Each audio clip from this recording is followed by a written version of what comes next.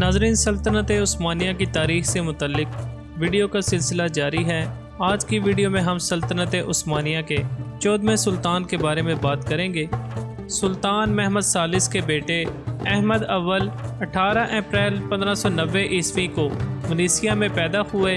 21 دسمبر 1603 عیسوی کو سلطنت عثمانیہ کے 14ویں سلطان بنے۔ جس وقت آپ سلطان بنے تو اس وقت آپ کی عمر صرف 14 برس تھی۔ عثمانی سلاطین میں اس سے قبل اتنی کم عمری میں کوئی بھی شخص تخت نشین نہیں ہوا تھا، اور سلطنت کے حالات اس قدر خراب تھے۔ اس کی ایک وجہ یہ تھی کہ یورپ میں آسٹریا اور ایشیا میں ایران کے ساتھ جنگوں کا سلسلہ جاری تھا، جبکہ دوسری طرف سلطان کو اندرونی سازشوں کا بھی سامنا تھا۔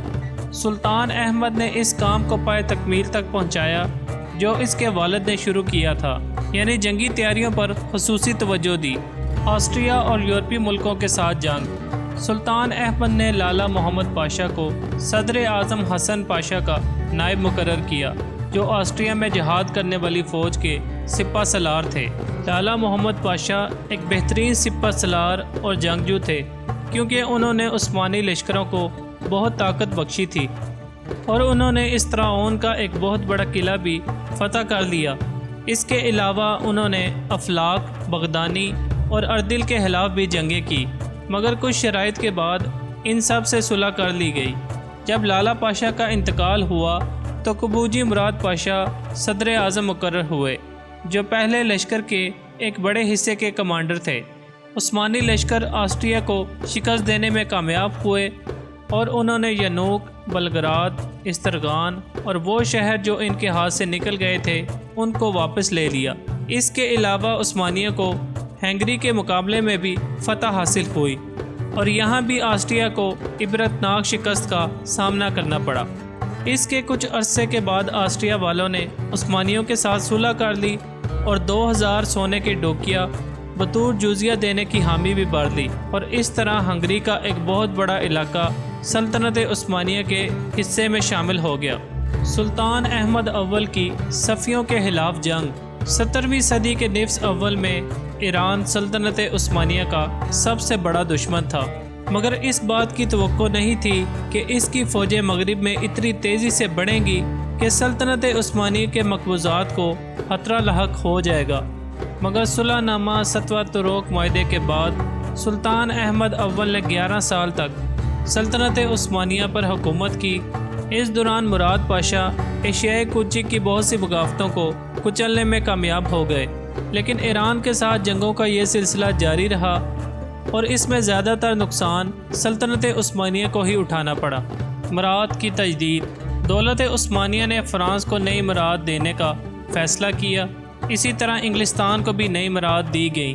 اس کے علاوہ پولینڈ کے ساتھ معاہدہ ہو گیا، جس کی روح سے سلطنت عثمانیہ کے لیے ضروری تھا کہ قراقرم کے تاتاریوں کو پولینڈ پر حملہ کرنے سے روکیں، اور پولینڈ دولت عثمانیہ پر قزاق سے حملوں کا جواب دے۔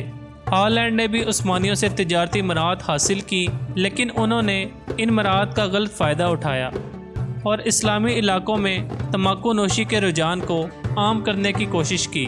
بالخصوص فوج میں تمباکو نوشی کو مقبول بنانے کی طرف توجہ دی۔ سلطان نے جب یہ دیکھا کہ تمباکو نوشی کا رجحان فوج میں اس قدر عام ہے جس کی وجہ سے یہ فوج ناکارہ ہو جائے گی، تو انہوں نے مفتیان کرام سے ایک فتویٰ صادر کروایا، جس کے بعد تمباکو نوشی کو منع کیا گیا۔ فوج اس فتوے کے خلاف کھڑی ہو گئی، اور تمام ملازمین نے بھی ان کا ساتھ دیا، جس کے بعد مجبوراً علماء کرام کو اس پر خاموشی اختیار کرنا پڑی۔ اس طرح فوج اپنی خواہشات کی غلام بن گئی اور علماء کرام پر اعتراض کرنے لگی، اور غیر ملکی طاقتوں نے مسلمانوں کے اندر منشیات اور حرام اشیاء کو رواج دینے کی بھرپور کوشش کی۔ سلطان احمد اول نے سلطان محمد فاتح کا رائج کردہ برادرکشی کا قانون ختم کر دیا، جس کے بعد آنے والا کوئی بھی سلطان اقتدار کے لیے اپنے بھائیوں کا قتل عام نہیں کرے گا۔ سلطان احمد اول 22 نومبر 1617 عیسوی کو فوت ہو گئے۔ آپ کو جامع مسجد سلطان احمد کے قریب میں دفن کیا گیا۔ امید ہے سلطنت عثمانیہ کی تاریخ سے متعلق آج کی یہ ویڈیو آپ کو ضرور پسند آئی ہوگی۔ ملتے ہیں اگلی ویڈیو میں کسی نئے ٹاپک کے ساتھ، تب تک کے لیے مجھے دیجیے اجازت۔ اللہ حافظ۔